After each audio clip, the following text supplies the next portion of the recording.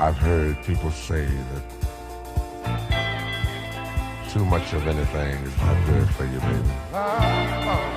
But I don't know about that. On the cloudy side, I drift in the night. Any place it goes is right.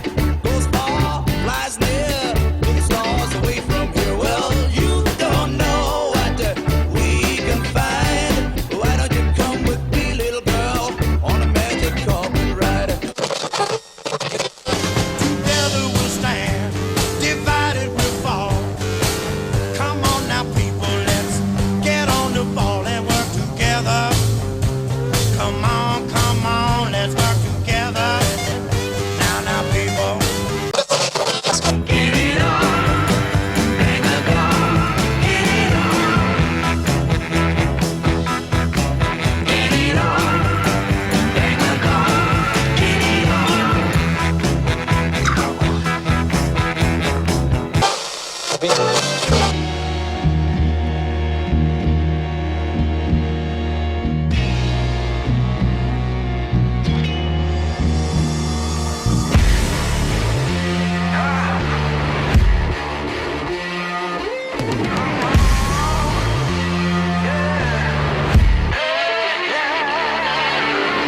This for every ghetto in the hood. Now's the Don, Super Cat, the Don Dada. Understood.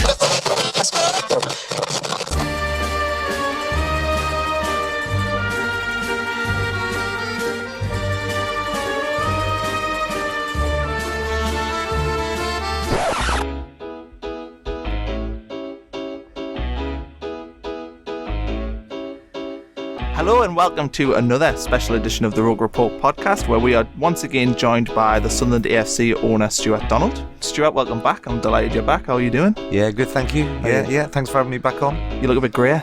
Oh, yeah. Aged a lot in the last month. And we are also joined today by Alex McCain, who is under the strict instructions only to talk when Stuart needs a quick breath. I can't wait to say about 3 more words. Yeah, so how's things, Alex? Not too bad. Okay, now before we begin properly, I do actually have a little bone to pick with you, Stuart. Okay. I bought you a hip flask. Oh, you did. And you forgot it. I did. So I apologise. Although it's important I have it for the season, so yeah. As long as it's ready for the games, it's here. Okay. Yeah, it's been in my boot. I will not forget. So thank you very much. There you are. The actual artwork for the podcast has you holding a hip flask as well. Right, I'll put my phone on the top. So you won't forget it. I won't forget If you forget it this time, then you are welcome back, but I'll just be angry. Okay, so section 1, we're going to split it into 4 sections. We've got lots of fan questions to get through, but firstly, do you want to give us an update on all the things that are happening at the club at the moment? I mean, you said this morning you might have been at the academy, so do you want to give us an update? At the academy, obviously, we're getting to the nitty-gritty now, so it's time to sign players and time to let them go. So the first few weeks is always quite slow, which is frustrating for the fans because everybody wants to make the signings and they want to know who we're going for.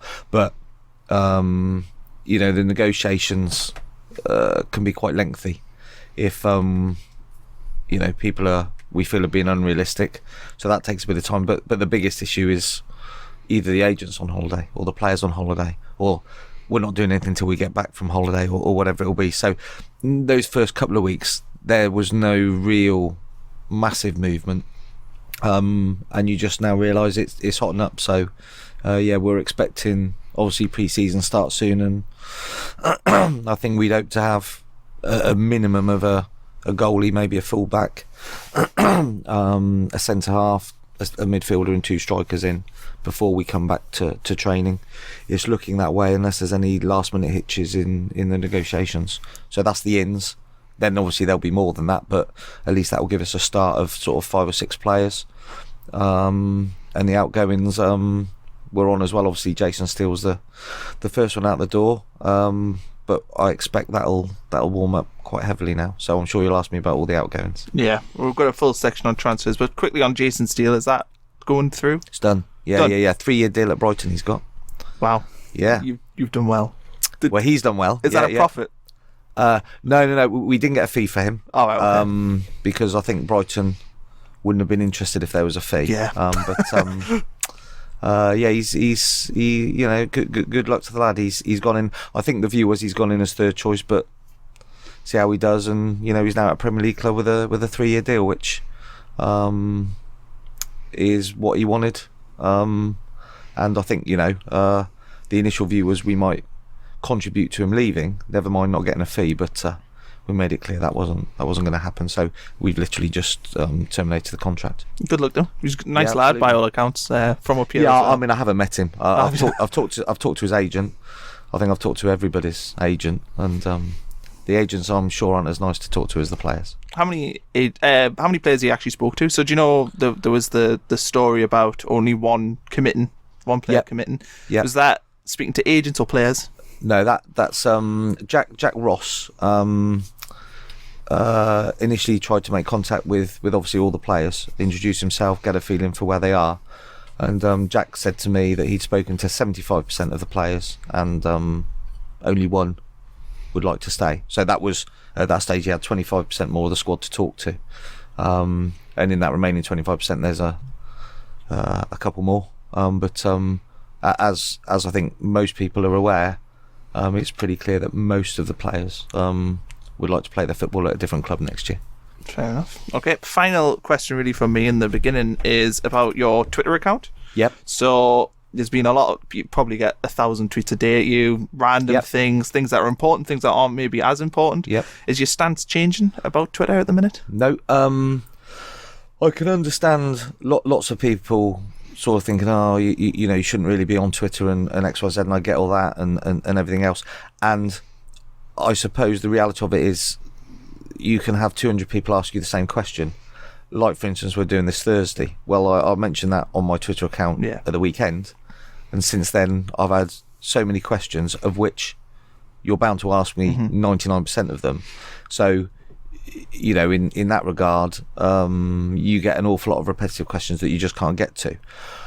But my view of being on Twitter is that from that, if I can dissect all of that, obviously I'll try and get back to as many people as I can, but if everyone keeps asking about the seats or about the same player, and of course you can't talk in depth on the transfers anyway, because we don't want to have players pinch from us, then I have to cut that out. And I'm not stupid. I realise if we lose 4 games in a row, or 3, or even 2 or 1 even, I'll be the worst owner of the club. So I might not look at Twitter that night, if we lose on a Saturday. So I get that at the moment it's okay, and it in that sense, if things become more difficult at the club, I might get some not so nice messages. So I'm fully accepting of that. And I understand that, but that's not why I use it.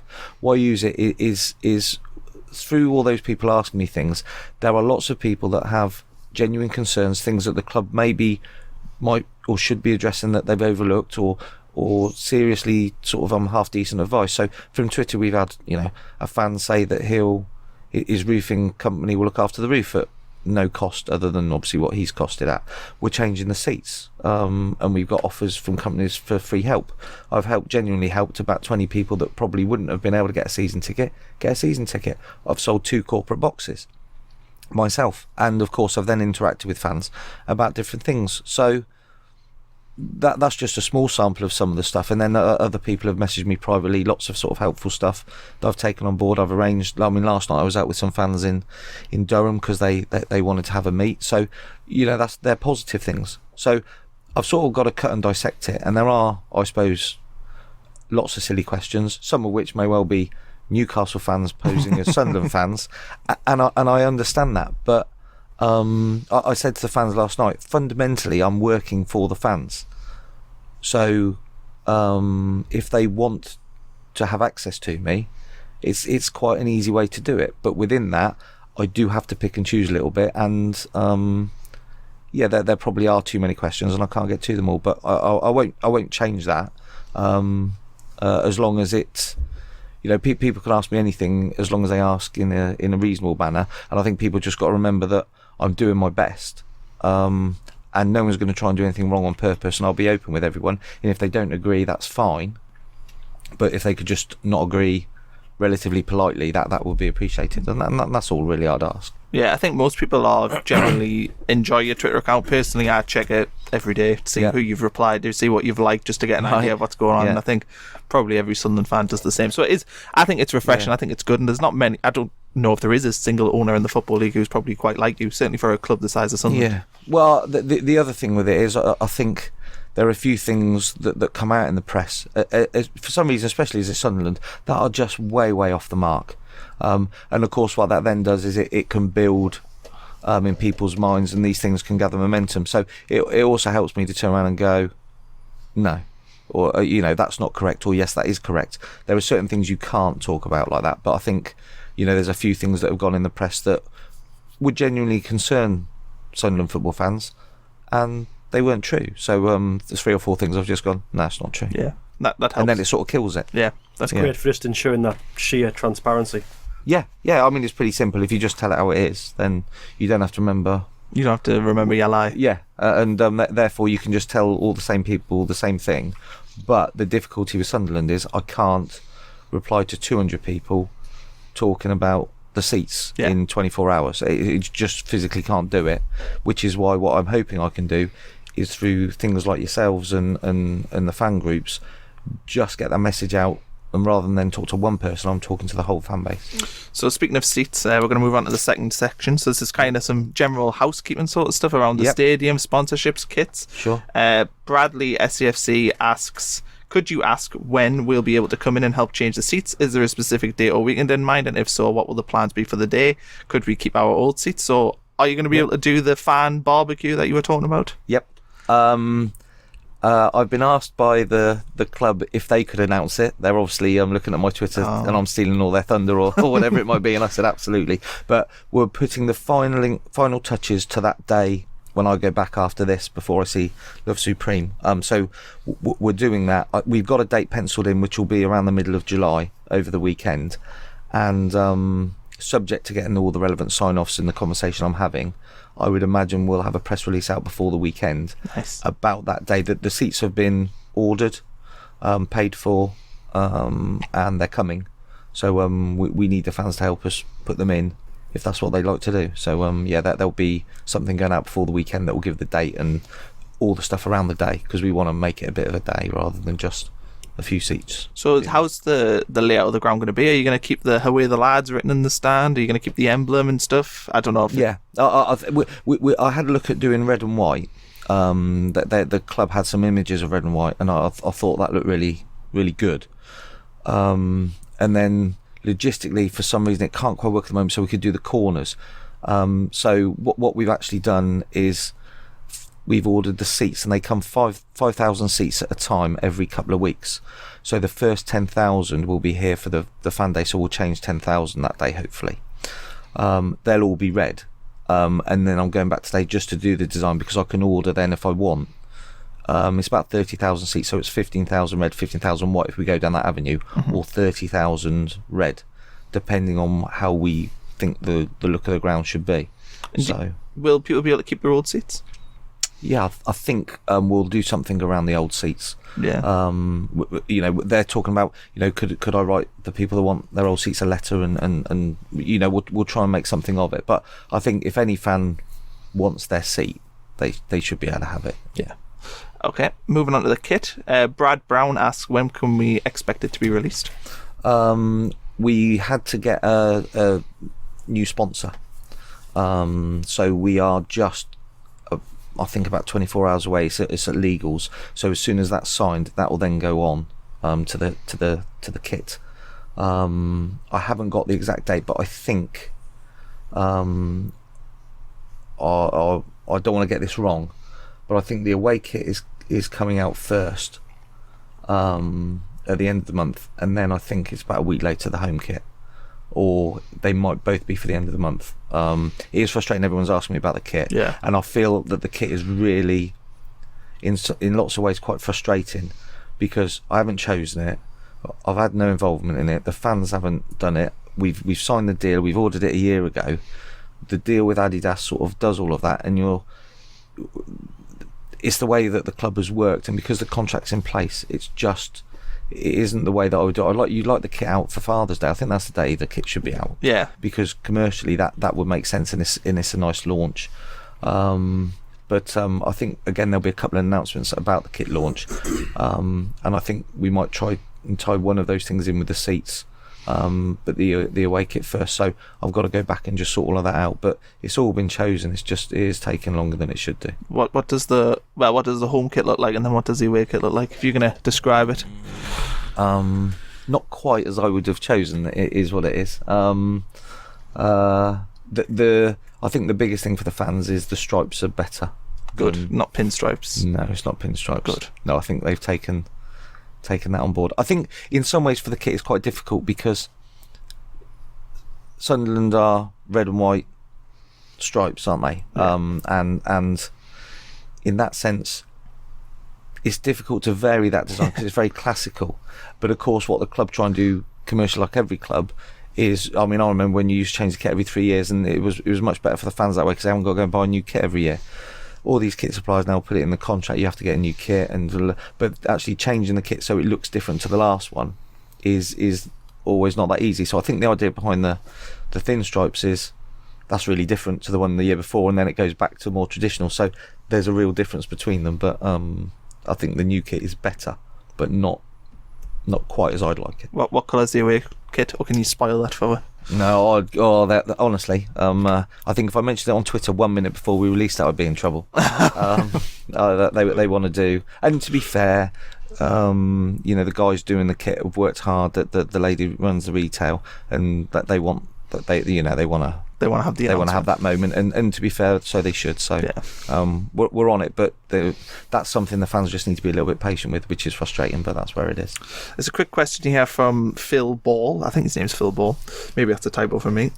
Could you please ask Stuart if there's any plans to have the beams of light shooting up from the Stadium of Light on a night time?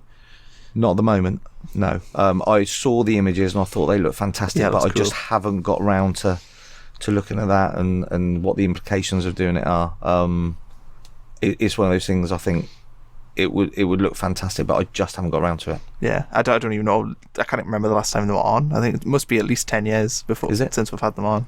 I don't know if they've gone off because of cost or whether it didn't function right, or even if they were just on match days. It's nice on a midweek driving up the ground and seeing it. Yeah. You can see it for miles. Yeah.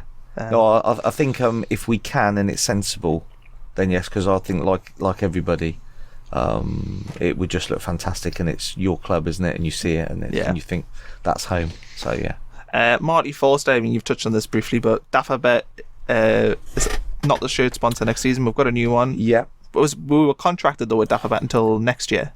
Yes, but I think they had a clause that if the club got relegated, that they could withdraw. Right.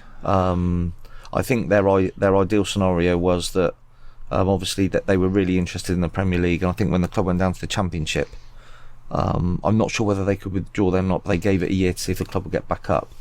But there was definitely a release clause, so they opted for a release clause because it went down to League One, and I got that about a week after buying the club. That obviously we didn't have a shirt sponsor, so we've had to move quite quickly. We got a good commercial deal for the league, to be fair, as you'd hope for Sunderland. There was 2 or 3 interested companies, and I think that again will probably be announced within the next 24 hours, because I think the contracts are agreed. There was just a bit of tweaking, and I think they should all be signed. If they're not signed today, I think it should be tomorrow.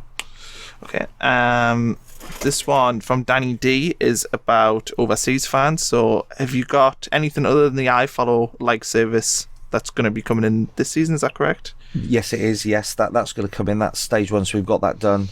And again, we're looking at a few other things. A few fans have got onto me on Twitter about having a loyalty card or trying to support the club, when they're abroad and everything else. So though, again, we've got something there for, if you like, more exiled fans, where they can feel they don't have to purchase a season ticket they're not going to use, but for a much lower figure they can get some benefit from the club by being by paying a small amount of money that will give them more entitlement than just nobody in that sense. So it recognises that they're fans and they're loyal, but they just location doesn't enable them to come to all the games, but it will then give them priority probably over after the season ticket holders. It won't then go on general sale, whether they're away tickets or cup tickets or whatever they are. They can then have the next, if you like, the next reward behind the season ticket holders. Ian Hinmarch asked sort of a similar question. So he was asking about a membership-only website. So I presume that'll be similar to that, where you pay a membership fee or you're part of this exclusive. Yeah, I think the idea, and I don't know because they're just going through the model. It's sort of £50-75. You'll be, instead of a season card ticket holder, you'll be a whatever you want to, gold, whatever the title is, a gold card member or whatever it will be, and for that you will get some benefit and recognition of being a Sunderland fan that loves the club but can't commit to a season ticket, whether that's financial, geography, whatever it is, and I'm sure there'll be some benefits into that package. As a specific membership website, I'm not sure that's. I think that would be further down the line. I think someone mentioned that to me, and I said, yeah, that's good, but if we have a website like that, we need to get some benefits for those members outside of just priority ticketing and everything else. So that's one for another day, that aspect of it. We've also got a question here from Graham Trotter. We've had a lot of people personally asking me if I would ask this. So he says, I share my time between Leicester and Norfolk. So what can you do for fans that don't have easy access to the club but want to support their team? Basically, will there be a ticket package where fans can pick 5 games? So say that they pay, I don't know, £100, they get access to 5 games a year, something like that. Yeah, and I think that will be an option within this package that we're talking about. So you can just either sort of do that, or you could get a 5-game bundle or an 8-game bundle or a 3-game bundle. So what we're going to try and do is roll that all into the same thing. So that hopefully will be covered off by what we've just talked about. Yeah. Okay. There's also a question here from a man named Alan. He says, how seriously will you be taking the Red and White Army fan survey? I don't know if you've... Yeah, I've seen it's been done. Well, I'll take it very seriously. Yeah. I filled it in. That was the fan base. So I'll be taking it more seriously than most other things. That's the experience of what the fans have got. And if they don't like the experience, they'll be less inclined to come. And if they like, the certain aspects of the club, then they'll come more. That's about, again, similar to being on Twitter. So we have to listen to things where we haven't done a good job, or it's not quite as the fans want, and people message me about these things that are wrong. So then I know what it is to fix. So the fan survey is exactly the same. They'll say some things in there that you think as a football club, I'm sure you go, oh God, really? Are people feeling like that? Mm-hmm. Are they queuing too long for this? And then you go, we're going to have to talk to the supplier. This isn't good enough. So I'll take that as seriously as anything I've seen so far. Neil Burnup has got a couple of questions about the stadium. So are we going to maybe sell the stadium naming rights, rename the stadium, rename stands? Is that something you've been thinking about? It was mentioned the last podcast. We might do stands. Obviously, a lot of people talk about Bradley Lowry and everything else, and I think that there are that's a very valid request, and I think that's something that the club should look at. And I think on the stands, there may well also be other things like that, or the commercial aspect of actually selling the stands. The stadium, I think I would do a survey on that, because yes, it would add some value, but it is the Stadium of Light, and everyone says, a lot of people said to me, we don't mind if it's branded. Depends what it's branded, doesn't it? Yeah, you don't want to be the Wonga Dome. No, and you don't, and in lots of ways it's your home, isn't it? It's what we're known as. So I suppose maybe a sponsor, or like a sponsor or endorsement that reflects the heritage. Yeah, could possibly be a good move, but yeah, I don't fancy a big, I don't know, like a British Telecom ground, or an Esso, or like there is obviously Sports Direct with Newcastle. I think if you're going to do something with the ground, there is a commercial aspect of that, but you don't want to sell your soul, do you? So if you can have a local firm, maybe pay less, or you can have a name that it sort of links in nicely, then I think, as long as the fans don't object too heavily to that, then I think that's something that we consider. But we haven't talked to anybody about stadium naming rights yet, because there are lots of other things to do, and although it could be a decent commercial win for us, I think we need to sort of just consult with the fans that they be happy that the stadium light becomes called something else to a degree. Yeah, I think there's people like me and Alex as well, where you've got to be sort of about 30-year-old to remember Roker Park. Like, we always had the stadium light, and that's always been our stadium. Yeah. So it's people sort of our age, I think, that are more attached to the name than the older generation. I was still getting a home friendly, and what happened with, but was Middlesbrough was the one planned? Yes, it was. Got cancelled, so we're still going to get one? Or we're working on a replacement that the council weren't keen on us having a game that weekend, because it would conflict with the air show. I think it's not the it's the air show. It's the air show. So it was all arranged. It was all agreed. We were looking forward to it. It would have generated the club quite a lot of money, we believe, with the atmosphere around the place and everything else. But the council really were not keen. And in the end, we took their view on board, and we didn't want to fall out with the council over a pre-season friendly. That does then give us an issue with having a replacement fixture at home on that day, because it wasn't Middlesbrough that was the issue. It was having a game that day. Yeah. But we need a game that day. So we're now working on that. And there's talk of maybe, getting a game in midweek at home. But we want a game on a Saturday, and that might have to be away. So that's frustrating, but we might have to have a midweek game instead of a Saturday one. So it could be maybe a local away game that we could go to. Maybe. Yeah, sort of thing. Yeah. So Jack's just doing that at the moment. Right, okay, well, I've finished all the housekeeping questions, so we'll take a wee break now, and then we'll be talking all the juicy stuff, so that'll be transfers and everything else. It'd be all fun for the fans. Look forward to that one. Yeah, so we'll have a quick little break now, and then we'll be back in 2 seconds.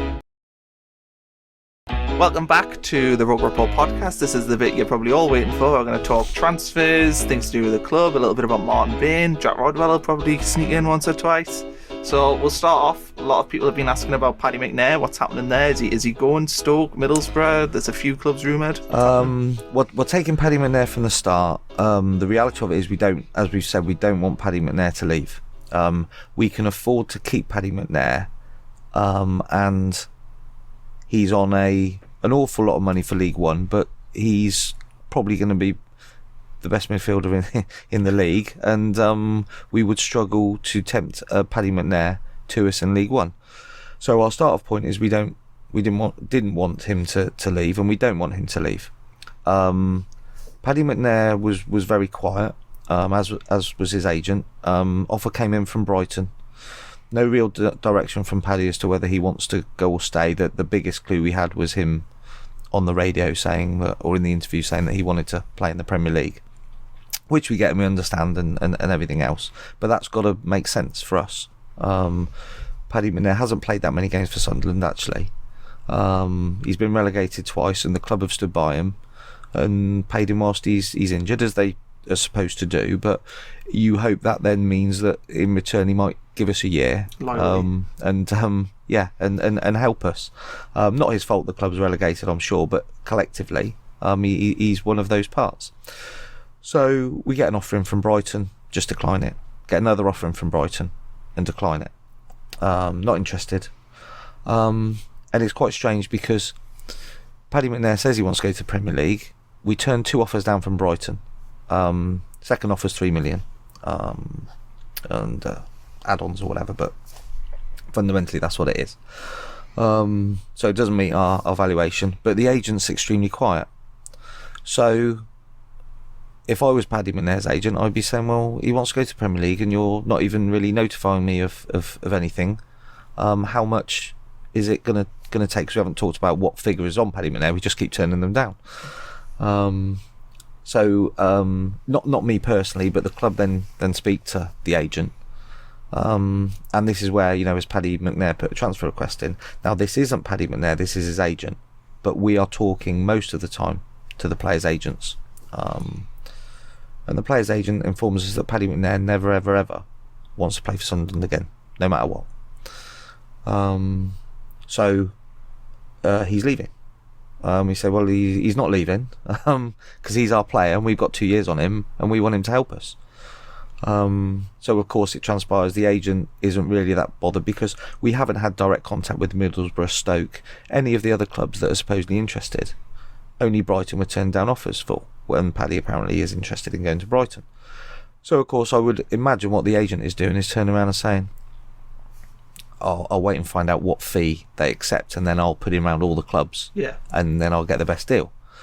And so that's why he's not bothered, because he's basically saying, well, Paddy McNair's leaving and you'll take what is on offer. And he's probably said to the clubs, don't offer any more than that. If you sit tight, they'll take that, because Paddy McNair's not coming back. So that didn't sit very well with us. So we turned around and said, look, we've got interest in other players. We turned down offers on them. We'd much prefer them to go than Paddy. So we'll accept those, and Paddy's staying. Simple as that. An agent then got into the detail and said, well, how much do you want then? He's not staying.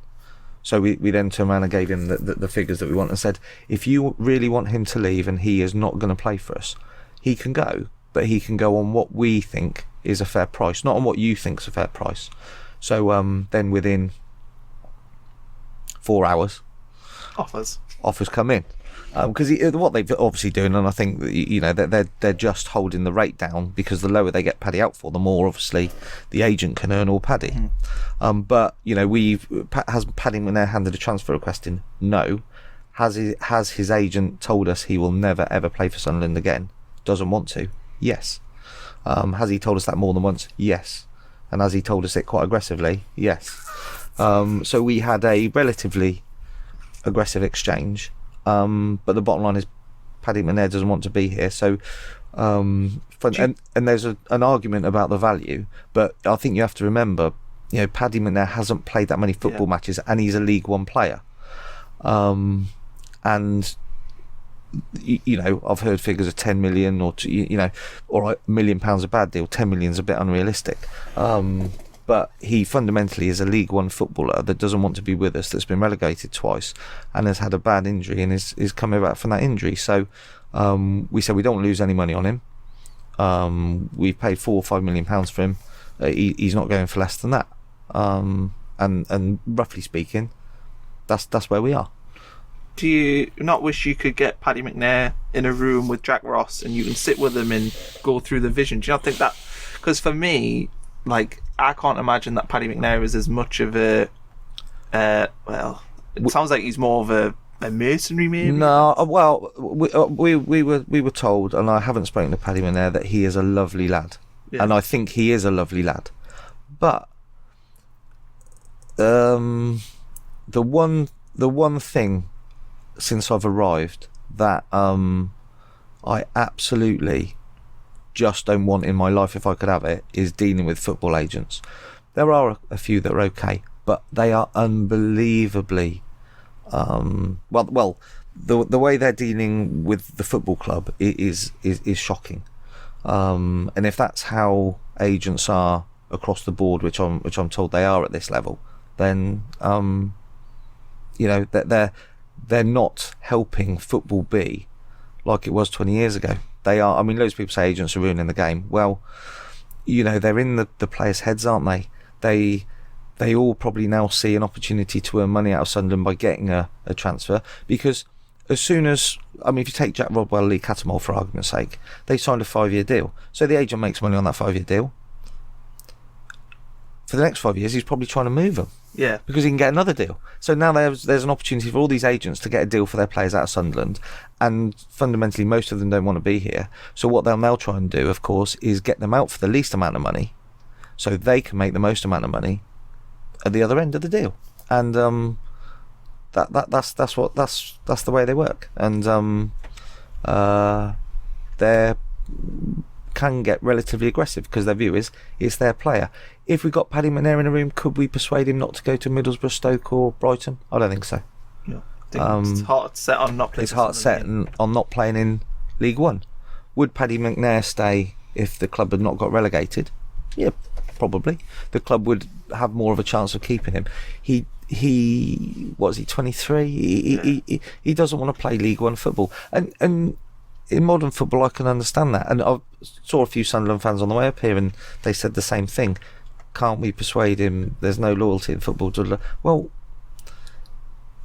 the younger lads do get their heads turned a little bit, and I'm sure he's a lovely lad, but when his agent, who basically is dealing with 99% of the conversations, says he don't want to come back, that is very difficult, because the agent is telling Paddy McNair, come on, you should be playing in the Premier League. If you play in the Premier League or you play at the top of the Championship, it'll make your international career better.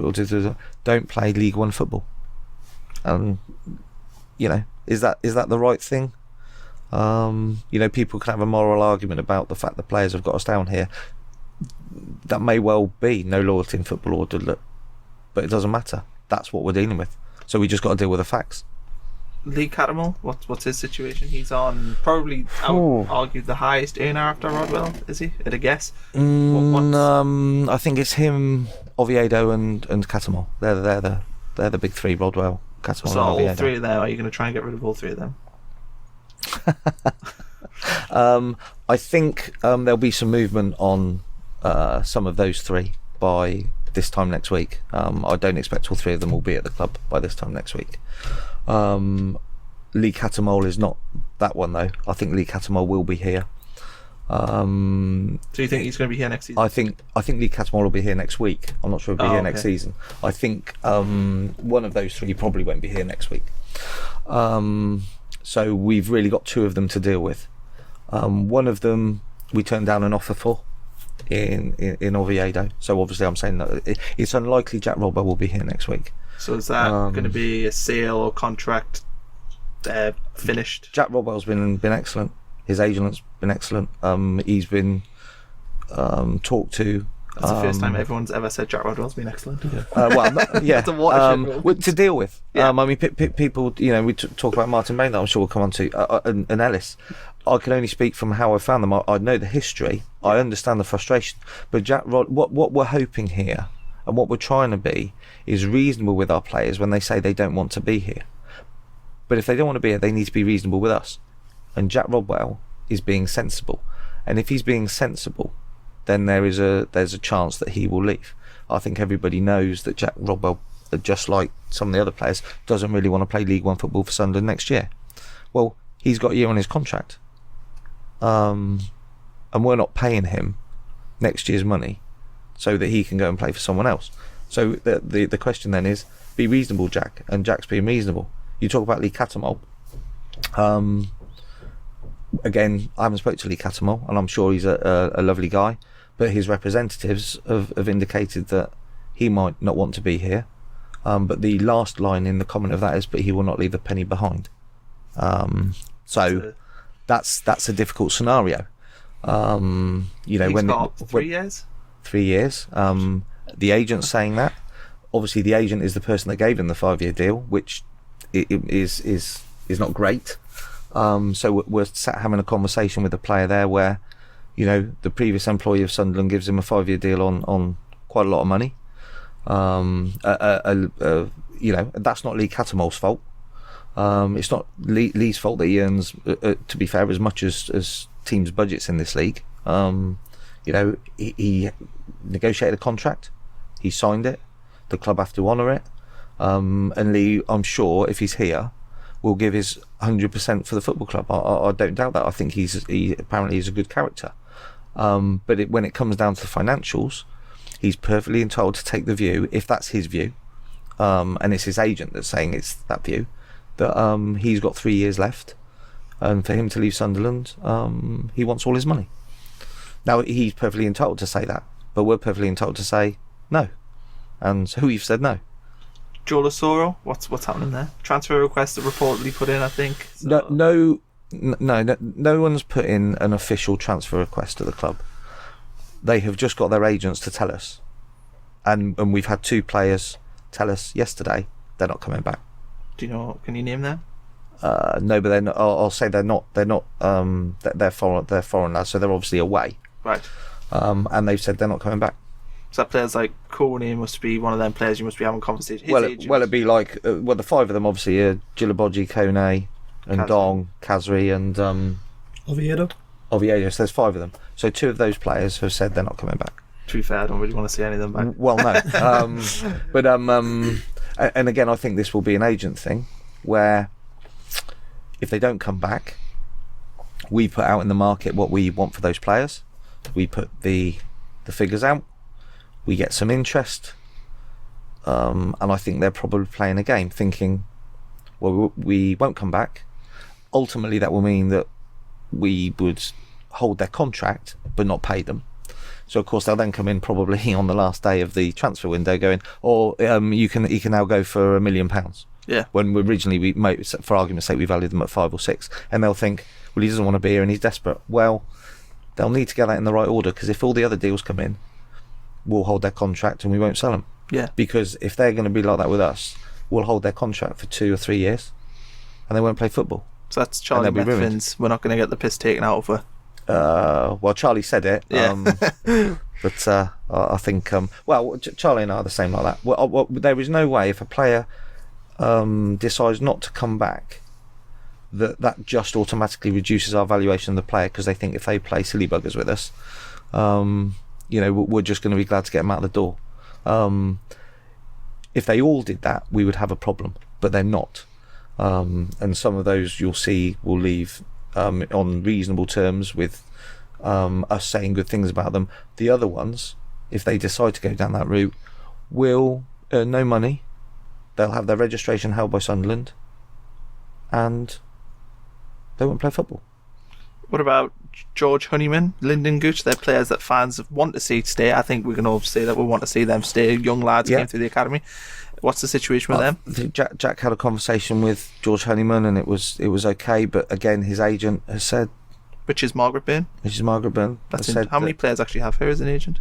Those 2, I think. Just them 2. Catmull and Honeyman. And again, she said, she signed the deals for them probably as well. Well, I don't know about Honeyman, but she has said he would prefer to be a Championship or Premier League footballer. See, I just find that, actually almost, it hurts a little bit, because I look at George Honeyman and I'm like, he's me. He's me living the dream. Well, George Honeyman's interview at the end of the season was absolutely banging on. I'm sure he's a lovely lad, and he may well want to stay. So that might be, again, somebody trying to... But the conversations that the club have had is that really not massively dissimilar to Paddy McNair. Is there any other outgoing players that you expect to leave that you want to bring to our attention? Any that I've maybe missed? I think there will be. I don't think we're going to be left with that many. I think hopefully Duncan Watmore will stay. I think Matthews will stay. He's injured though, isn't he, Watmore? He is, so. Yeah. So we'll have Watmore, Matthews will stay. Ethan Robson wants to stay. Embleton wants to stay. Joel Azoro, according to his agent, doesn't want to stay and doesn't like the club because of something that's happened, and I need to get to the bottom of that. And I'm hoping if we talk to Joel and iron that out, that with a nice conversation with Jack, hopefully he'll want to stay. There's a couple of lads in the academy that have said they're leaving, and I don't think we can stop that. And the reason I think they want to leave is because there's interest from Man United, Tottenham, Arsenal for them, and I think the heads have been turned. So will we get fees for them, or yes, that's compensation? Yeah, we will. If they go, we've asked the 2 lads to stay and sign contracts, but they don't want to. And again, I suppose if Man United come in, or Arsenal, or Tottenham, you can't blame them, and we've just then got to make sure we do the right deal. So there'll probably be a couple of lads out of the academy that we don't want to leave. I think it's common knowledge that I think all the foreign guys, those 5 guys we mentioned, all want to leave. You're watching Costa Rica and Tunisia at the World Cup, hoping that they're playing worldies. Yeah. But we've got evaluations on those players, and I think there will be a game there. It's a bit cat and mouse. The agents will try and keep the waves down and try and see if we become desperate, which we won't, because the other side of things, the English contingent, if you like, or the British contingent, I do think Paddy McNair will leave, because if his agent's that adamant that he won't play for Sunderland, he will just get a deal organised with one of the clubs that have shown interest. And Middlesbrough, we've agreed. So when we talk about the valuation, Brighton were first in and wanted him. They don't see him past £3 million. Yeah. So no one at the moment, no one in the Premier League values Paddy McNair at more than 3 million. So I know the fans will say, well, he's worth 10. Well, nobody's going to pay that. If we've now gone out and said it's 5 and people come in at 5 or whatever the figure might be, the market now know that we've accepted an offer from Middlesbrough for that set figure. So now everybody can come in, can't they, and go, we'll take him. The only club that's done that is Stoke, who have matched that valuation. So people know what the market rate is. So if somebody thinks Paddy Manaire's worth 10 million and they can pay 5 or 6 million to us, why aren't they in the race? Because they don't value him at that. Yeah. So we may value him at that. But have we done a good deal there? Well, we'd prefer to keep the boy, so we haven't done a good deal because we want him to stay. But is 5 million good for Paddy McNair? Well, it's almost double what Brighton think, so I don't think we've done bad there. Move on to some incoming. So Grant Ledbetter, just going to throw a name out there. He's been linked. Is he a target? Possibly. Could that be in the Paddy McNair deal? No, because we don't want to merge the arrangement, because our fear is we won't end up doing the best deal we can if we start trying to do make weight. So Paddy is on his own in that, but I think he's someone on our radar. Do you think that would be likely a loan deal or a permanent? I think if it happened, it would be a permanent deal. Because he's only got 1 year left. I just wasn't sure if maybe there was going to be a deal where Borough pay part of his wage for the year and then you take on it free. I don't know. I'm not into that. I don't think we would be that far down the line with him. I think what we've said to Middlesbrough is let's get Paddy McNair organised, and then we can talk about any other players going the other way. So if Paddy McNair goes to Stoke, could that affect? No, I don't think so. Okay. Jack Campbell asks, can you ask him to confirm whether we need to sell before we buy? I've heard a lot of rumours in the media in relation to this. Nope. What we are trying to do, and when it comes to buying players, we're not gonna be going out buying players for £1, £2, £3 million. But we're in League One, so you don't. We're in League One. I think there's only going to be 3 or 4 teams that actually spend any money buying players. There are an awful lot of good players in the lower leagues. You tend to get a shorter contract, 2 years. So of course, when you've done the first year, you're then on wind down for the second year. So then, the if you like, the players are available. Yeah. The need to pay fees is less, but also we are in League One, and if we paid £2 million for a player, then the wage demands are likely going to be way out of kilter with League One. So what we're doing at the moment with regards to the players, and at the moment only Steele has signed and gone, but it may well be that we've got 5 players in here by Monday, Tuesday, so they cost more than Jason Steele. So and we put offers in on players, but not crazy offers. How many players are you currently in talks to clubs or talking to the players? About 10. About 10. I've seen Jack Baldwin linked from Peterborough. Is that a name? Yeah. Yeah, that's got legs. But again, that's got to be a sensible arrangement. Yeah. And we've expressed an interest in him, but that isn't close. And I think a couple of other clubs have expressed an interest in him, but I think we're all in the same boat. I don't think any of us value him at what Peterborough value him at. $250,000 or something, wasn't it? Yeah, I don't think it's even quite as much as that, potentially. But I don't think any of us value him at that are looking at him, as far as I know. So they've had no bids accepted yet. But we're monitoring that, and of course we'll know if a bid's accepted, and if it is, we might then jump in, review our valuation. But he's one that's on the radar. On the incomings, we've got a lad at the academy at the moment that will sign. He's just going through the medical. He's a centre back, so that'll be done today. We've got 2 strikers that came up on Monday that I think hopefully will both sign. We've got a midfielder in today from Scotland that I'm hopeful will sign. We've got a fullback that I think we will sign. and we've got a goalkeeper, I think, that will sign. So I would hope all of those are all signed before the players report back into training, and that will start us off. And then we don't want to sign everybody and then find out that, you know, a couple of players come along and you think, oh, I wish I'd have had them. So we'll leave a few holes in there. But we can sign those players. But fundamentally, yeah, we need to get our wage bill down. But all those 6 signings are likely to cost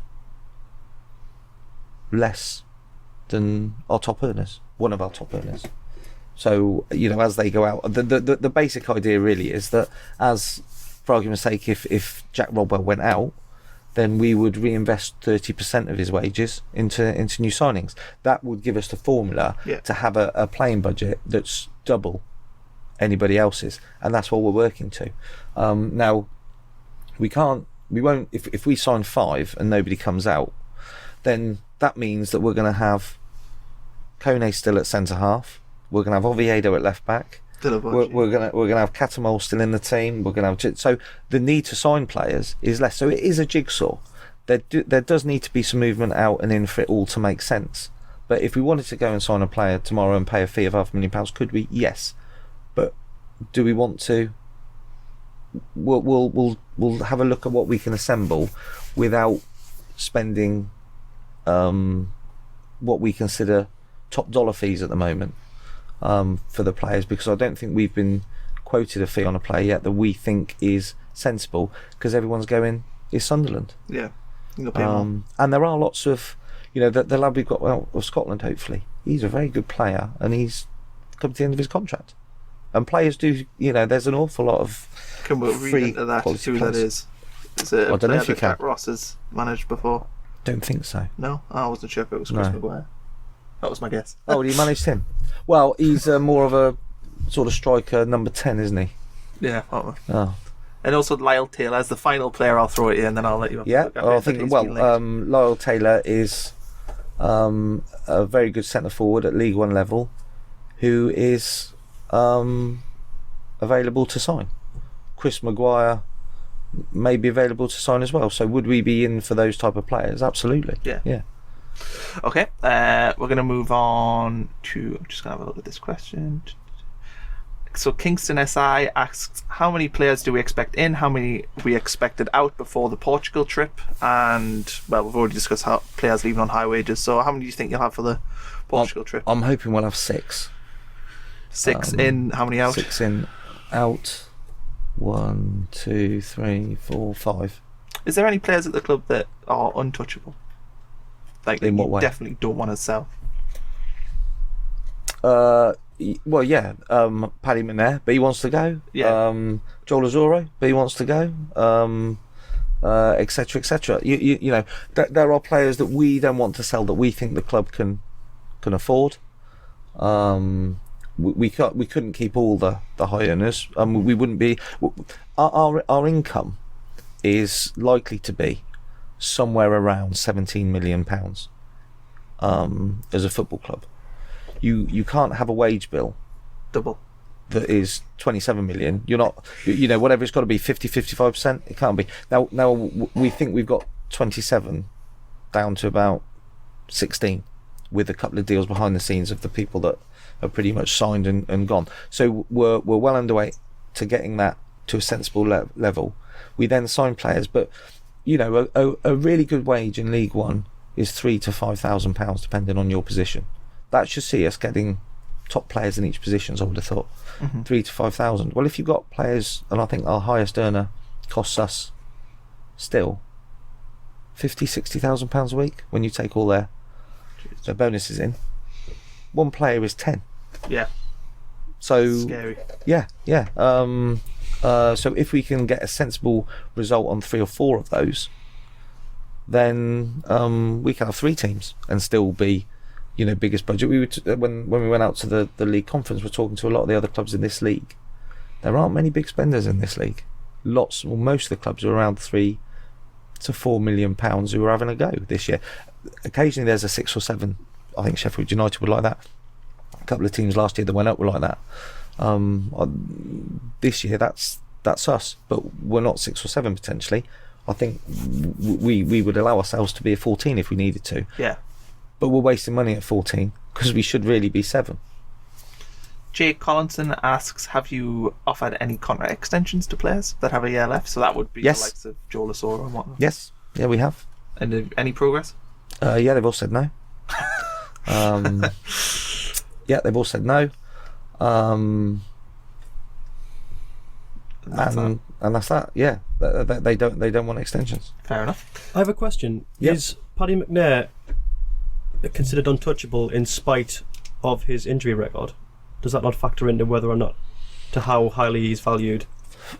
Well, I think it does factor into how high he's. I mean, when you talk about that, you know, I think if he'd have played 25 games last year or 30 games or whatever it is, and you know, the end of the season came too quickly, I think, for Paddy McNair with regards to evaluation for Sunderland, because you know people are all throwing at you, well, he hasn't done that many, and I turned around and said, well, he still played for Northern Ireland a few weeks ago, and he was decent and everything else, but he's. Look, if he can't agree personal terms with Middlesbrough or Stoke or anybody else that's making an offer, we have no interest. Just like Brighton, we just said no. His agent may turn around and say he's not coming back. Well, he's got a choice then, hasn't he? He doesn't play football, and he doesn't want to not play football at 23, 24 years old, does he? I think, you know, he should then come back and bust a gut to try and get a move in January, which would maybe be better for us because he'd have played the games and get more money. And I think Paddy McNair, I would hope as a human being outside of talking to his agent, would turn around and say, yeah, okay, I've signed for 2 years, you've helped me out, come on then. But with these offers on the table and him in a position to negotiate, my gut instinct is he wants to play higher up that badly that unfortunately, although he would be untouchable for us, the boy wants to go. So what can you do? Mark Morris asks, what is your take on our reliance on the loan system in the last few years, and will you be looking at loans this season? We will have a look at loans, but only a couple. And I don't think we want a squad full of loans. I don't know how many loans Sunderland had last year, but 7, I think. Yeah, I think that's... By January we had pretty much a full squad of loans. But Yeah. you're only have 5 in the squad anyway, aren't you? So Yeah, I think one or two from the right sort of clubs, and the lads who would probably be younger, have got a good attitude and a good pedigree and a good technically, to come in and really thrive in the environment. I think if you have a couple of them, fine. The query always with loan players is, do they feel it the same as... It doesn't matter to them the same because it's not really their club. Well, you want lads that want to come out and really value the experience. And lots of loan players come out and then you sign them, don't you? And you hope you get a loan player from a club that's much higher up and he plays well for you, but not well enough to get his contract renewed. And then he's loved playing for Jack Ross for a year, and then... you know, you can persuade him, and I think there might be a couple of those that we look at, but I can't imagine us having 4 or 5 loan players starting in the first few games.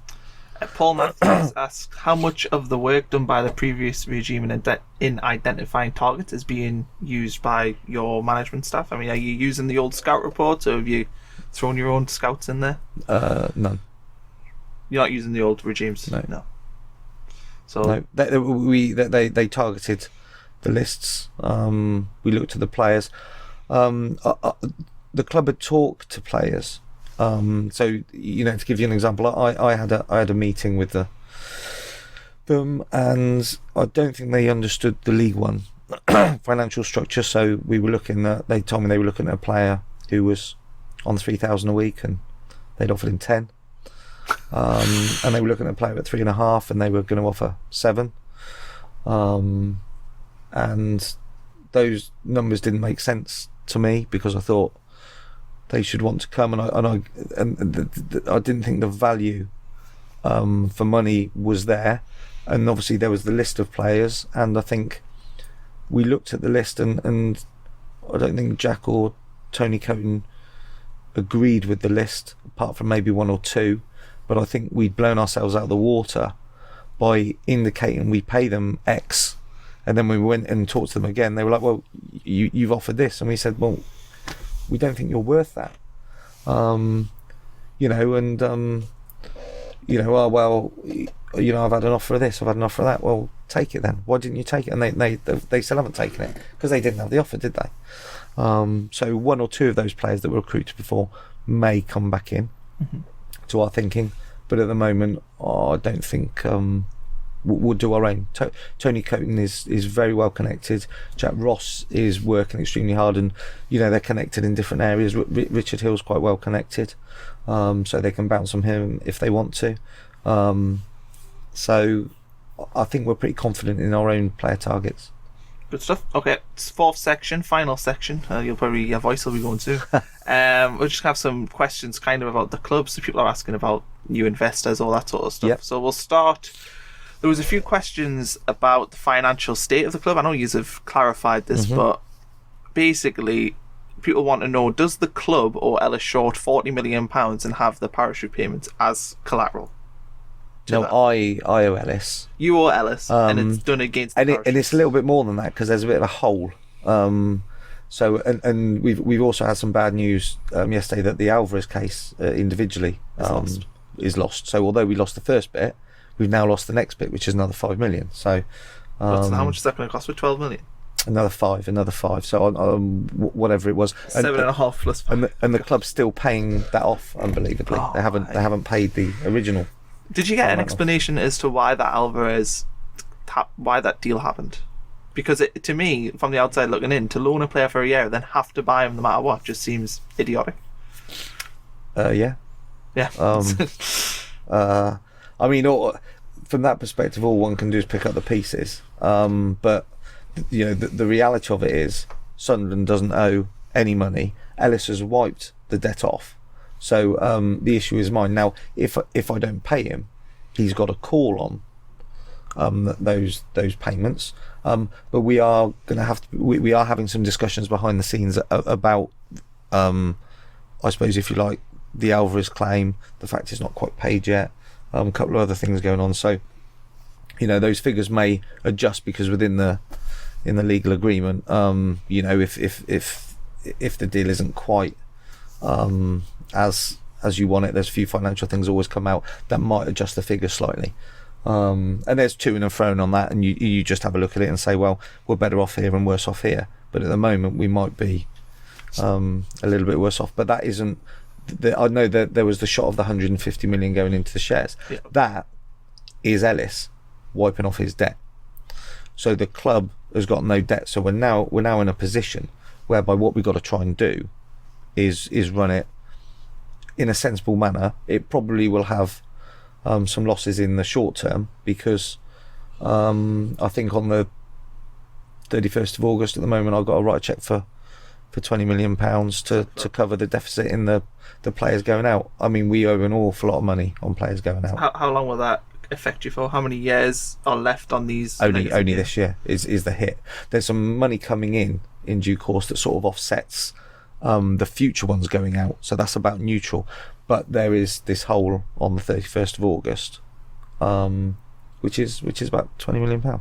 So what about deals, sort of older transfers out? So Patrick Van Aanholt, is the payments going in for him? There's about £1.5 million left to come in for him. I think there's still £5 million to go out for Oviedo, for instance.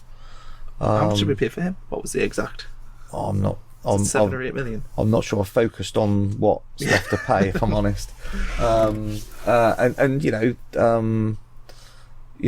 money to go out on Paddy. There's money to go out on people that aren't here anymore. Yeah. I think we bought them over 3 or 4 years worth of payments, and they've just all seemed to have crescendoed because a few of them have been delayed as well. There were some payments due to be made through the season, and we asked for a bit of time on those to pay at the end of the season. So I've taken that on.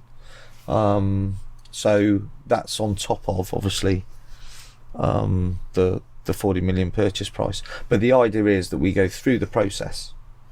The football club tries to get in a position whereby it's breaking even. We've made quite a lot of inroads in that, but I think the reality of it is at the moment we're probably running the club, if we get the trading that we think, annually at sort of a £5 million loss at the moment, which was 30. So that's a good. And we don't count the parachute payments to that because they don't last forever. What we want to look at is where we are in when the Real parachute money. payments are stopped, because that's the stage at which, and of course in 2 years' time when they stop, the football club could be in a different division, it could be in a different dynamic, but we can't bank on that or budget on that. We need to have a look at, where we go. The concerts apparently are worth £500,000 a concert, and Ed Sheeran's just done 3, and not only has he done them up the road, or 3 or 4, he's done them with our rivals, so they're probably £1.5 million up and we're £1.5 million down, and that's galling as a Sunderland fan to think you've just not done them, and that's not been done because one of the managers didn't want a pre-season. I remember. He wanted a pre-season game. So we've got to get those things right, but through the process, the basic bottom line is Sunderland has no debt. Ellis has wiped it off. I'll pay Ellis, and the reality of that then is, what are we then left with? We should be left with a transfer pot that's would basically be left over, but some of that will go to cover the gap. So I've got a formula with Jack that says when we sell a player, X amount of that money can go to you to invest. Now, the rest of it should be held to either cover the gap in the player trading, because I've committed the 40 million to Ellis, the player trading stuff over a period. I'm hoping I can bring that in by selling some of these players at a sensible level, leave a surplus for the football club to either use on wages or to use on buying players. But if we manage to sell £20 million worth of players, I'm not giving Jack Ross £20 million in League One. I might give him $1 million, or I might give him 2 over a number of players. But we need that money, one, to shuffle off some income with regards to the player trading, because I did take that on, but the reality of it is, and people have talked about the player trading, the agreement is that where the biggest gap is in Undong. The player trading sheet was supposed to be neutral, and they had a valuation in on Undong saying that he was going to Watford because it was a pre-agreed amount, and I said, he's not going to Watford, is he? Because they don't want it. So I agreed that when the money is sold from Undong, I then said to Ellis, I'm not giving you as much money at the start, because that 8 million you said I'm getting in June, I'm not going to get. But I said, what I will do is I'll give you the money for Undong when he's sold. So Ellis gets Undong, all the other players, in effect can go into Jack Ross's pot. But again, it depends what we get on Undong. So what we're short on Undong, I will shift a portion of that money to cover the shortage on Undong, because I don't think we'll get what was in the figures for him. The rest of it then will be put in a pot, and Jack can have what we perceive is the right sort of money for the league that we're in, for the type of players that he wants. And that's how that will work. And I think we'll obviously generate more money totally than Undong was in, so that will be a surplus, but we got to keep that and spend it at the right time.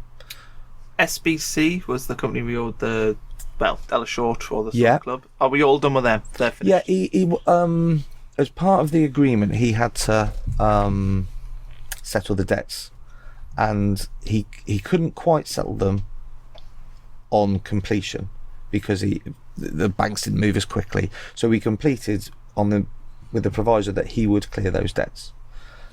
He has done that. So they've gone. So there's no debt. But he, as we mentioned at the start, he's got a charge on. He's gone. We were overcautious for him. It was to me, he didn't need them both, but I wasn't going to fall out over it. He wanted a property charge, so he's got a property charge on the Academy of Light, not the stadium. We refused the stadium. He wanted a charge on everything. We said no. The Academy was part of the deal. It's got a property value or whatever. If you want a charge in case I don't pay you, you can have it over that. So that was valued, and then he wanted a charge over the parachute payments as well because it was physical cash. And we're like, well, if you have a charge over the parachute payments, if I didn't pay you, you don't need a charge over the Academy. And in the end, I just went, okay, fine. It doesn't matter because you're going to get paid, so just have the charge. And I think the agreement is that as that money then goes down, the charge reduces and then it goes. So as I pay Ellis, which will all be done within 2 years. He then removes those charges, and the position should then be the club has no debt, has no charges. We don't want an overdraft, and we then need to see whether or not the club can function without me continually feeding it every year, which I'd prefer not to do, but if I've got to do it, I'll do it to a sensible level. And my view then with the investment was Juan would be a logical person to come in on that. Juan. Yeah, so we can go on to Juan. Move on to Juan. So what is his involvement? How much does he own? How much does he put in? 20% he owns. So that brings you down to 74? 74, which is lower than what you said you were willing. I know, but he's good, Juan, so we'll let him. So yeah, he will be the only person that comes in. So that's long term. Even if we're going for the Champions League in 5 years, no other investors. Yeah, although I suppose when I say Juan, it'll be Juan and maybe his family. I don't know what their appetite is at this stage to be involved, but the rumour in the footballing world is that they might be interested in being involved in a big football club, which Sunderland would be if we could get them in the Championship. Well, obviously we're big anyway, but if we get it to that level with a profile, it might be that Juan is asked by his family if he can get involved. So when I say Juan, I mean that his family. So it'll be his family and me. How much, if you don't mind us asking, how much did he pay for that? 20%? Only 3 million. And then is he investing in the club? What's the? Yeah, well, that will be that will be ongoing. So I'm not quite sure where that will take us. I have a vision that if I do it right, we get in the Championship, we get ourselves organised, we get a sensible financial position, and as I said before, depending on how much money we can save over this next 12 months by running it properly, we can then use that money to have a go in the Championship. So that's how I see it. Juan came to the football club on Monday, and I explained this vision to Juan, and we looked at a few football clubs, and I said Sunderland is the one. I've said to him, the place is just amazing. I said there's a journey for the fans, we can create something special, we can deliver for them, and it has a potential, in my opinion, to be a top 10 Premier League club, and obviously we're talking down the line, and to be in a position whereby it shouldn't be playing for 17th spot in the Premier League. The club's bigger than that if it's run right, and it's managed properly. And I said this is the one. I said it's a sensible entry level, and I said and it's a great journey. It's everything you're after. So I said come and have a look. So I went out to see him, and I went through it all, and I met him and his wife, who's obviously heavily involved in Monaco, and he loved the structure and the setup and what I was going to try and do, and he just said yes. And if he says yes, he's a man of his word, so he's done it. So I know that it was done. We're going through the EFL process, so that needs to go through, but he's well funded, he's whiter than white, there's no issues with him, so I can't see an issue for 1 second there. So assuming that goes through in the next few days, we do the process, that's done. Do we need him for League One? Absolutely not. Do we need him in the Championship? Not if we run ourselves properly. From a financial perspective, will he add things? I think he came here Monday, and he said this football club is a top 20 European football club, and he's unbelievably excited. You mustn't let him get carried away. Can we get him on the podcast? You wanna, yeah, you want. I think he did a couple of interviews, I think, but he for another day. But he was unbelievably enthused. So, the idea of getting him involved is he can help with the South American young talent. He can probably help us in due course if we get the club to a certain place with his European connection, of course, which may benefit the club. But on top of that, if we can get him enthused, he is a very bright, smart, intelligent, sharp human being who's very well connected. That for Sunderland could prove extremely useful if we can just get the first couple of steps right. And that's why I think he needs to be involved, because the other thing is he won't do it wrong. If his excitement comes in and he'll spend some money and his family might get involved, or he'll know where to go for the right sort of level. If we go down the avenue of trying to find an Abramovich or whatever in due course, he's the man to do that, and we would probably be very well positioned to make sure they're the right sort of person for Sunderland. So when they say they're going to do and put in the sort of money you need to compete in the top four, he'd be a man for finding either that person, and it might not be much further than his knocking on his Sunday dinner, his bedroom family. door. From that perspective, he's got all the right sort of attributes, I would judge. And it's just like getting Jack Ross. I've assumed that Jack Ross has got, not assumed, but from my I think Jack Ross has got the right attributes to do the job that I've given him. I think Juan's got the right attributes to be of benefit to Sunderland. I'm still getting them now. There are loads of people offering to invest in Sunderland because, to be fair, the deal that's been done, because Ellis has been reasonable, it is a good deal. Would I have bought Sunderland for £100 million in the Premier League? I can't do that. You're not. If someone is sat here saying, Stuart, are you going to put in £20 million transfer kitty every year? I'm not your man. If the club gets to that stage and the fans say that's what they want, and I've done my bit, then I'll leave it. That's fine. But at the moment, my judgment call is Sunderland can benefit from me being around at the moment to try and get it back on an even keel. I'll then try and push it, and if I get it right, I'd love to be in it long term. But I'm not the person that's going to put £25 million a year into Sunderland. I can't do that. I could do it for a couple of years, and then I'd be looking at whether or not I could live in my house. So that isn't me. Can I run it if I've got the numbers slightly wrong? Absolutely yes.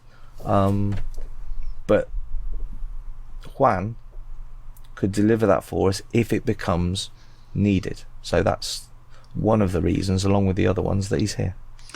And moving on, MDon84 asks, who are Richard Hill and Paul Reid? What are their roles at the club, and what experience do each have in similar roles, which make them the best candidates for the job?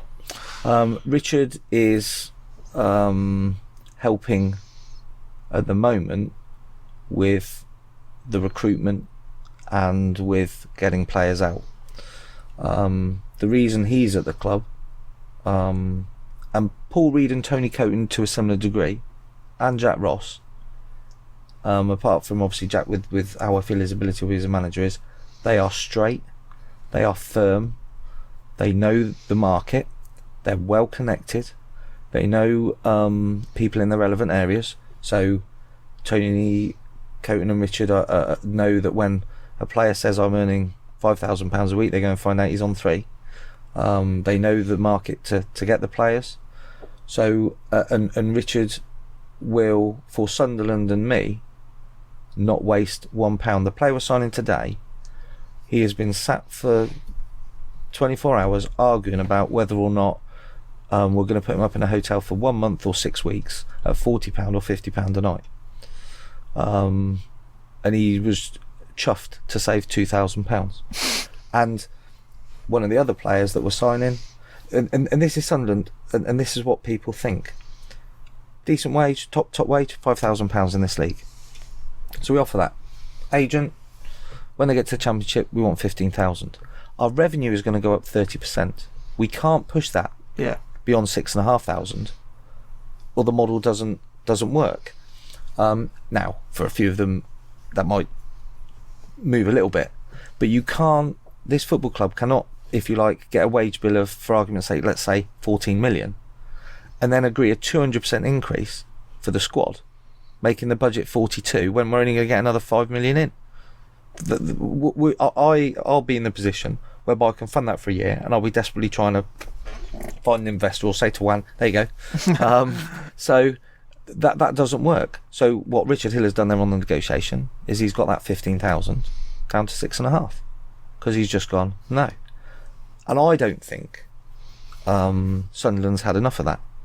I don't like dealing with football agents. I get excited about signing players, so I tend to cave in too quickly.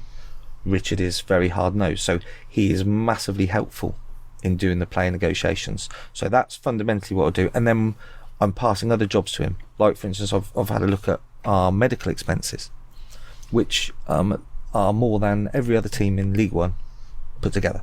100%. They're unbelievable. Why? Is it like they still got that chamber, the cool chamber thing? I can't know. Yes. Oh yeah. I think we've got our own hospital somewhere looking at the bits. So he'll look at that, and you know, when everybody just goes off for a scan or an appointment, he'll talk to the doctor and he'll say, why? There's not enough why at Sunderland. Why are we doing that? Why are we spending £100,000 when we can spend 10? Why? And I said to the fans I met last night, it's your money and it's my money. And if people own the football club and want to waste their own money, that's up to them, but that's not me.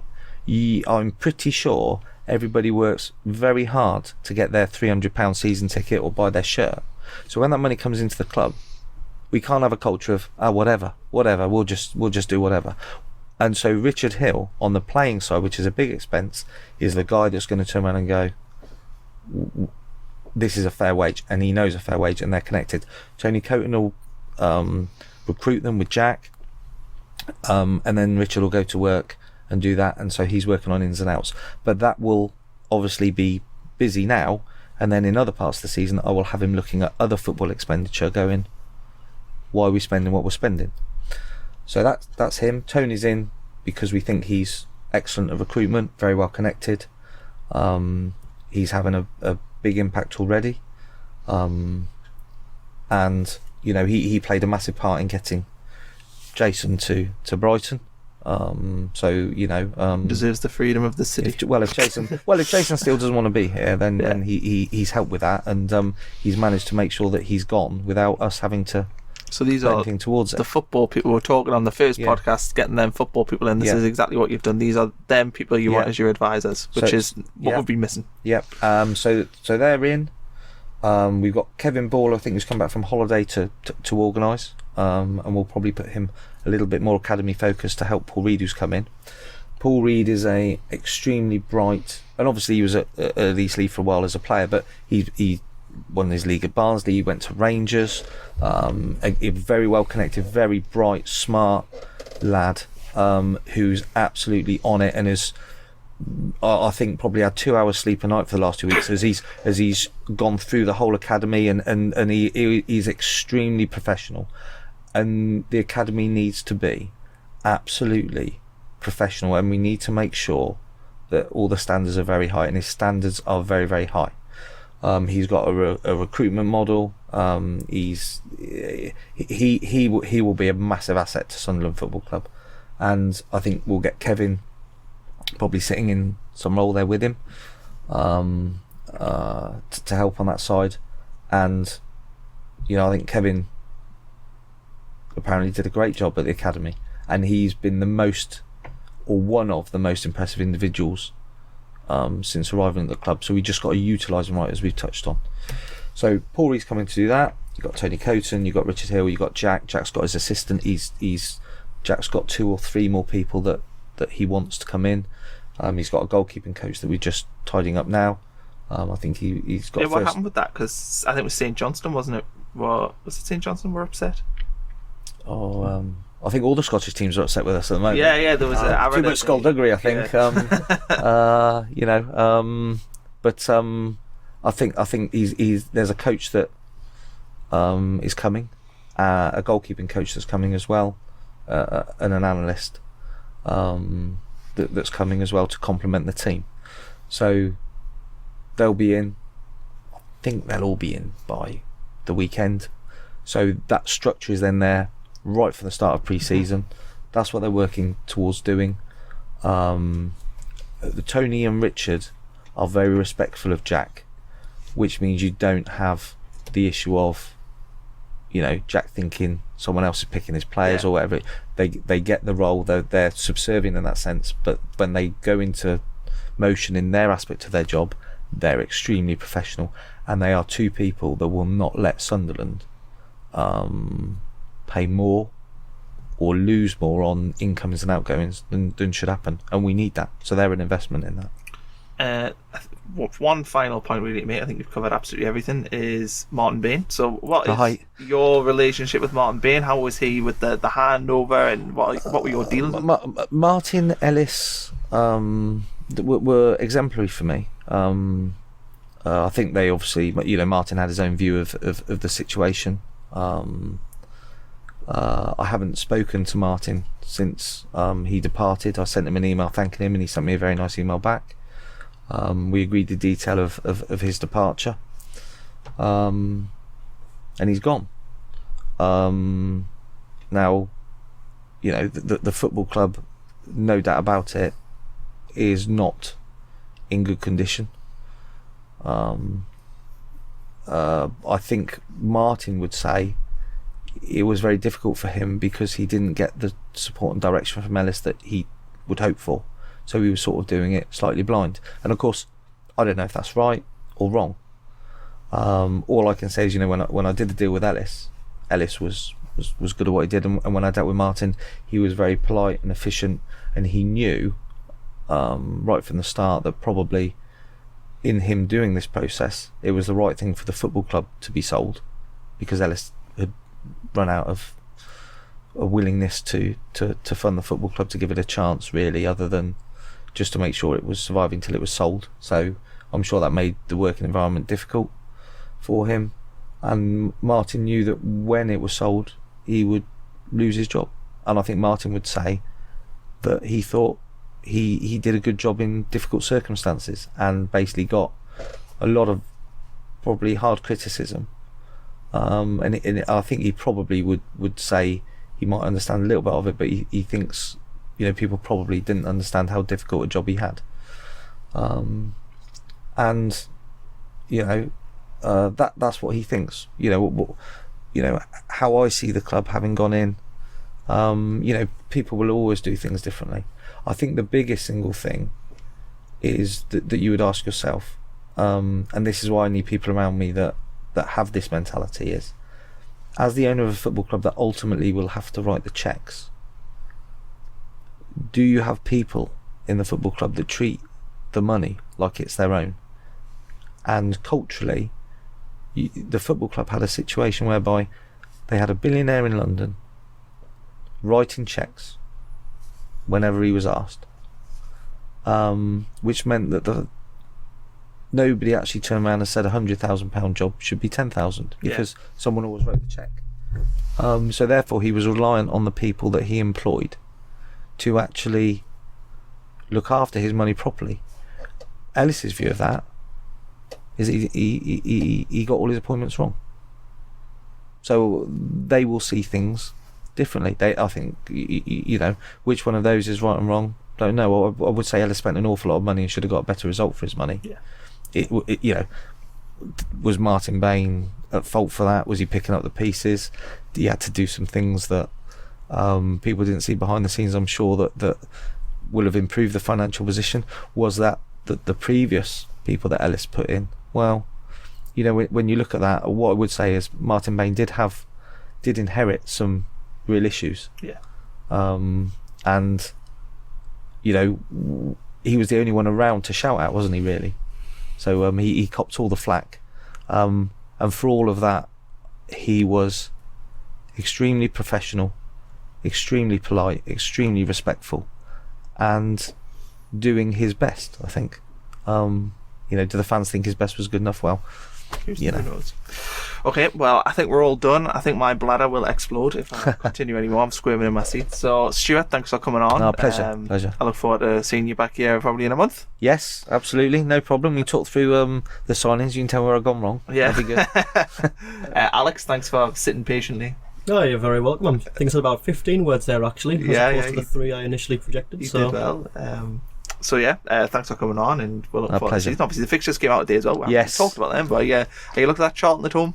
It's a good one. Yeah, they've been quite kind to us, the fixtures, because we got Boxing Day at home, the 29th of December home. The last home game's Portsmouth, isn't it? So that could be a cracker. Yeah. When we're at home first game, so you can't ask for more than that. And I'm sure, Blackpool, I think New Year's Eve, isn't it? So New Year's Day. New Year's Day, is it? So yeah, I think that might be an interesting game for the Sunderland fans this weekend away. My tip is we'll probably get the biggest ever League One attendance for that Bradford game on the box. Do you think? Yeah. Well, they'll take up. Yeah, they will. Few Yeah. thousand. They're a well-supported team, and I think Yeah. we'll be top of the league in that one. So we'll. Wow. Yeah. Okay. Okay. Thanks for coming on, Stuart. Cheers. Follow on Facebook, Twitter, and all that jazz. And thanks for listening.